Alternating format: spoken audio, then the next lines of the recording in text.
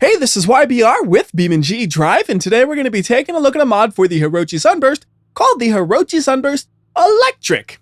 And as you can see here, there are a lot of vehicle options. I mean, just an absolutely massive number of vehicles. I'm still scrolling through this, and we're not even at the bottom yet. Okay, there we go. And you probably noticed the names are a little bit cryptic. Like this first one, it's called the XCE Sport.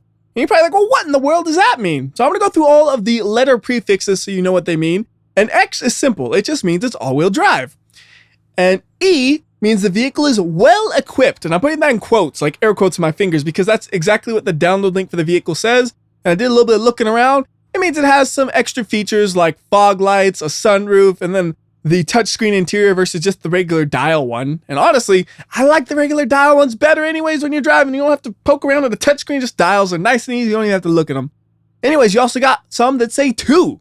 That means it has a 2-speed transmission, because a lot of time with electric cars, they don't have regular 6-speed transmissions and all that because it's not necessary. Then we also have some that say C. C means it has a CVT transmission. Then we also have some that say M, which means it has a MVT transmission. You're like, well, what is an MVT? It's a manually variable transmission. You're still like, yeah, I've never heard of a manually variable transmission. It's basically a CVT you can tune from the tuning menu on the fly to change the way it is geared up. So anyways, let's go ahead and just grab a sporty version of this vehicle to drive around a little bit. This is the first one on the list, so it has to be pretty good, right? And I do like looking at the tachometer here, which goes up to 17,000. We're not going to reach that high because it's a CVT transmission, but it is fun to look at it and just say, what if? Also on the inside, we have some different gauges too. We have a Sunburst EV power consumption gauge. It tells you how much power you're using. Instead of a fuel gauge, we have a battery gauge and has a little electric symbol on it. Then we have the normal gauges around it too. We also have the navigation because this is the well-equipped model. Doesn't matter how well equipped it is here though, because it's not going to be able to avoid these trees. So full speed into them. And actually, it did avoid the trees. It just hit the planter box that the trees are sitting in. Can we drive it all here? No, it is completely dead. So we'll have to reset this thing. But first, look at that engine. You can actually see it. And it is not just like the same normal looking engine. That's actually like an electric generator there. But it'll be a lot easier to look at it if we just go ahead and get a fresh one and then yank the hood off of it. And the hood is, I don't know where it just went. I just saw its shadow disappear to who knows where. Oh, there it goes. It's finally reaching the ground. Anyways, though, there is the electric motor in this thing, and it does have a pretty cool noise when you accelerate. It's really faint. When we get to the higher RPMs, you can really hear the whirring noise that it makes. So I'll let you listen to it real quickly.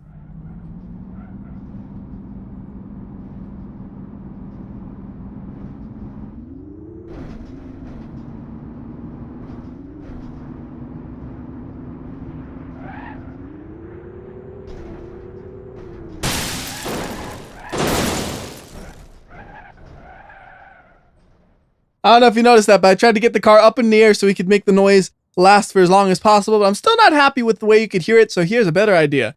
No gravity, and then we just accelerate.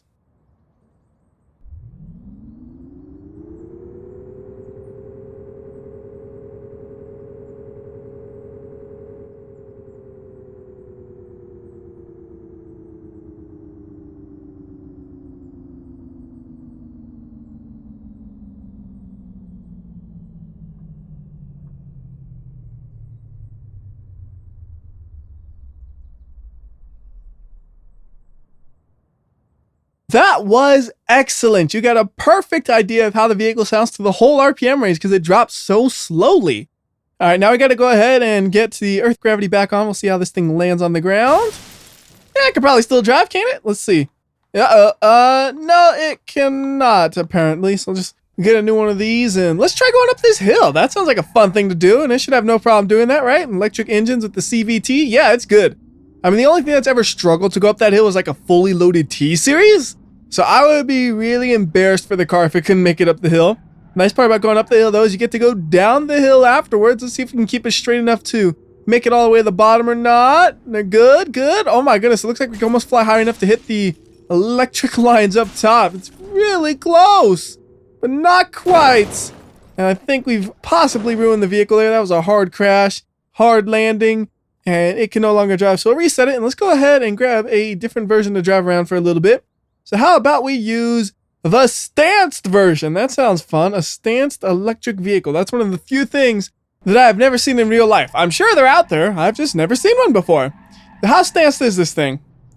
Not too stanced. Like, we still got some ground clearance to it, so we can go ahead and see what it can do with this ground clearance. Going over the bumps right there. That's not a problem. I didn't think it would be. But what about hitting some curbs? Like, can we hit this curb without damaging anything? Looks like it. I don't see any damage from doing that. We'll do it a couple of times, different speeds, different angles, make sure it's good. So, like, hit it at an angle like that. And yeah, we're fine. So this thing is not super stanced or anything. It's actually still pretty drivable, all things considered.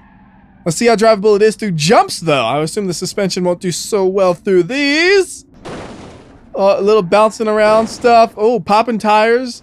Okay. Oh, yeah, the suspension is a little messed up after those jumps. You could tell because it was like pulsating right there. But if I can recover this thing, it should still drive, right? Let's see. We've recovered and... yeah, it's still drivable. It's just really beat up. Really, really beat up. How are we going to finish this thing up? How about we try to go up this road and then fall off the edge? I don't know if we'll be able to, but I'm going to try my best. Come on up and over. Perfect. Oh! Oh, we got it. I thought we might get stuck for a second. There we are. Now it doesn't drive, right? Nope, that is a dead vehicle. For some reason, it's still just sitting at 6,000-ish RPMs. That's interesting. Anyways, let's go with a different model of the vehicle to drive around here a little bit more. We're going to go with the most basic model possible, which is the stock. There is nothing fancy about this thing. It doesn't even have a nice color for the paint job. It's a boring white with these hideous black bumpers. Like, this is one of those cars where you'd be embarrassed to drive it. It's like, come on, dude, you could even pay the 20 bucks it costs to get the car to all be in one color. That's a new car from the factory, and that's what you decided on? That's just not right. And you see, it also takes a while to get to 60 miles per hour right there, and uh-oh. It just died, and I noticed this car does have a habit of doing that. When you're driving any of these cars around, sometimes you'll decelerate a little too fast, and it's just dead. Don't know what causes that, to be honest with you. It happens.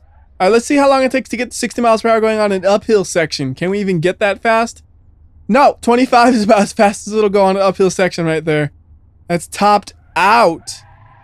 All right, try to do a little bit of a loop around right here and get back down the hill. Sure, it can get up to 60 miles per hour easy here, right? Yep, that's not what I want to do. I want to go to the right. I'm going to try to make this thing stop without having it die. I see it died again. I don't know exactly what causes that. This is not a car you want to drive and stop and go traffic. I just want to do like a 0 to 60 test on a mostly flat surface. Like right here, it's mostly flat. It's going to be a little less flat in a bit, but it's going to be close to 60 by the time the surface changes. We're at like 55, and now we're getting a little bit of downhill help. Yeah. Not that fast of a car. You know, electric cars, usually they have at least a decent amount of go at the start because all the torque is right there instantly.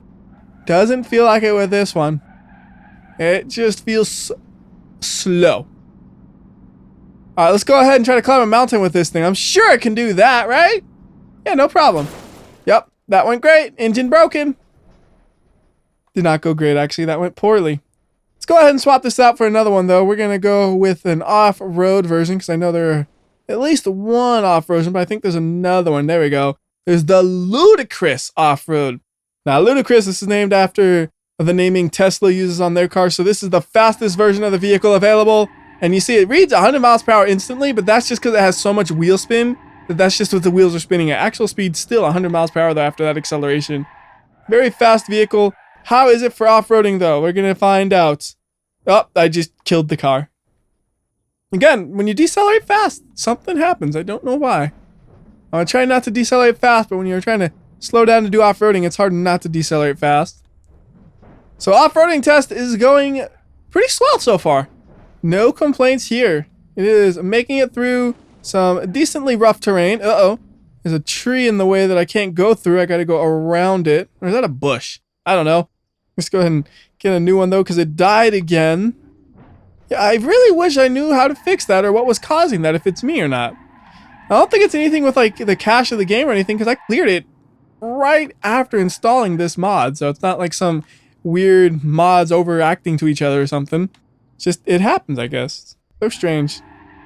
It happens a lot more with this one for some reason. I wonder if it's because of the Ludicrous one or if it's because I'm driving it harder without really paying attention that I am. Like, it's just dead again. All right, well, I think we can go ahead and go to a different map now because this isn't going too well for the off-roading thing. So how about we make our way over to Hirochi Raceway to do some fast driving? We'll start things off with one of the racing versions. How about we go with one that also has a 2-speed transmission? So we're going to go with the 2 Race Edition. Although, is there a 2X? Yes, 2X. That means it's the race 2-speed with all-wheel drive, because it's nice to have all-wheel drive on a car this fast. So with the 2-speed transmission, you'll notice 1 shift, and that's pretty much it in this situation. I don't think we're going to be going slow enough for the car to actually downshift. We're going to be in second gear the whole time. So it's really more like a single gear transmission, except on the starts where you're just getting moving. Then it goes into a different gear. But like I said, I don't think we're going to be going slow enough for that to actually happen while racing. At least that's going to be my goal, is to go fast enough where it never has to downshift. Now, you could control the gears manually if you wanted to using the manual transmission mode, but I'm not going to bother doing it right here because then I can't accomplish my goal. Well, I could, but it'd be cheating because I'm in control of the transmission. So, of course, I'm not going to downshift. And then, of course, I'm going to accomplish my goal. You will notice, though, that that first gear shifted at a pretty low RPM. It didn't go all the way up to like 15,000 or something. To get up into those high RPMs, you really have to be doing something a little bit wacky, it seems like. Whoa, that was a little too close to that wall there. All right, we're almost done, though. I'm driving this thing around, and it feels just as fast and just as nimble as a regular Sunburst Racing Edition, if not maybe even a little bit faster and more nimble because the power is a little bit more immediate with the electric engine versus the turbocharged engine. So let's go ahead and smash it up a bit. There we go, nice little smash up. I see the mirror flying, and we got some fire somehow. I'm not exactly sure what caught on fire, but something decided to catch on fire, I guess. And to finish things off, I want to drive the regular Ludicrous Edition, which is the fastest one there is. So it says equipped with a very powerful motor and CVT. This car does 0 to 60 in under 3 seconds and has a top speed of 220 miles per hour. But truly, the most amazing thing about this car are the tires. This thing has some crazy grippy tires. They're actually a little bit too grippy though, because if I go hard into the corner, that's what happens. You gotta be really careful with this thing because the tires are made out of glue or something. They will grip the road so hard that you can flip yourself over without even trying. Like, I'm doing the smallest steering inputs here, and you see it still kind of goes up on 2 wheels. And that's like, I'm just barely touching the joystick to the side, doing very, very little movements here. This thing is ridiculously easy to flip over. It's like driving an SUV in a way, except it can go a lot faster in a straight line because you push that throttle down, boom, we're at 100 miles per hour. And then you try to steer a little bit, and we're upside down. If you want it to be a little bit easier to handle, what you can do, though, is you can change the front tires so the front tires aren't as grippy. It makes it awful handling. At least it feels like it's awful compared to what we were just doing. But it also makes it less likely to flip. So we're going to go to the front tires here, and we have these fancy, ludicrous front tires. We're just going to put sport tires on this thing now. And you'll see it is going to understeer all over the place, but at least it won't flip over. You can still put the power down pretty decently, but without having it on the front wheels, it's not as fast in the straight line either. Let me see, not tipping over, and I'm at full steering right there. And I can kind of swerve back and forth, use the e-brake and stuff, and we'll be fine. But you notice this thing just does not want to turn in tight with this tire setup because there's too much traction in the back, too little in the front. Probably the ideal setup for driving on a track with this thing would be something in between the Ludicrous tires and the sports tires on both the front and rear. I don't feel like testing that though. Instead, what I want to do is I want to test how fast this thing is in a drag race. So we're going to do a couple of drag races, and the easiest place to do a drag race is actually back to West Coast, USA once again. It's kind of funnily, we just came from there, but we're going back now. We'll probably do a couple of drag races here, but the first one is going to be the ludicrous version of the Sunburst Electric versus a drag version of either the Barstow or the Moonhawk. I haven't quite decided yet. Let's go Moonhawk, because the Moonhawk comes in a nice bright orange, good contrasting color here. So I'll put this thing over to the side right there. I'm probably going to have to do a little bit of steering on these things unless I get them as straight as I possibly can. That's hopefully straight. We'll save the spot. Then we'll go ahead and line up the Sunburst as well. And these things aren't going to get a great launch. I'm telling you that now because the way I'm going to have to do this is I'm basically freezing physics, holding the accelerator down and unfreezing physics. So not a completely fair fight, but we'll see what happens here. Oh, that car was dead. And the Barstow, he is taking off into the wrong lane a little bit and smashing into a wall. So hopefully the Sunburst goes straight because I'm going to have to be controlling the Barstow here. So here we go. Keep the Barstow straight, and it is faster than the Barstow. Look at that. And it's actually still accelerating faster than the Barstow here. Like, we're both at about the same speed now. Well, Barstow's losing control though, and there goes the electric Sunburst flying off into the distance. I consider that a pretty easy win. So back to here with you, back to here with you. Now, what's faster than that? I don't know if it's faster, but we could check it out. The Wentworth DT40L Hero could be faster. We're going to find out. Hopefully both of these go in a straight line. I'm thinking this one might kind of straighten itself out because it got rockets on both sides. And why did it spawn off in the center instead of where it's supposed to spawn? Oh, don't you tip on me. All right, lining it up. Got to go straight as I can. That looks really promising for alignment. We'll save the spot. And then we'll freeze physics and launch them both. So here we go. Oh no, the DT40L is way slower. It was worth a shot though. I didn't know how slow or fast it would be. It did smack up in the wall a little bit, which slowed it down some more.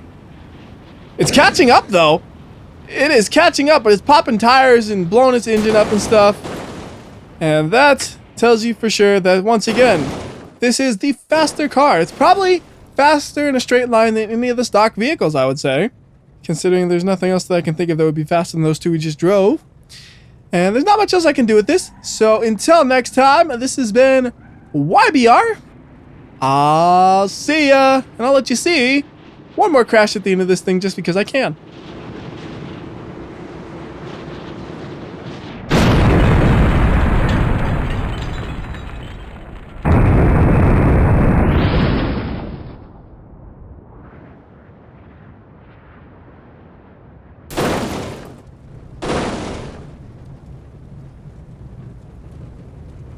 Sure is nice they put a fence right there for the idiots who don't use their brakes.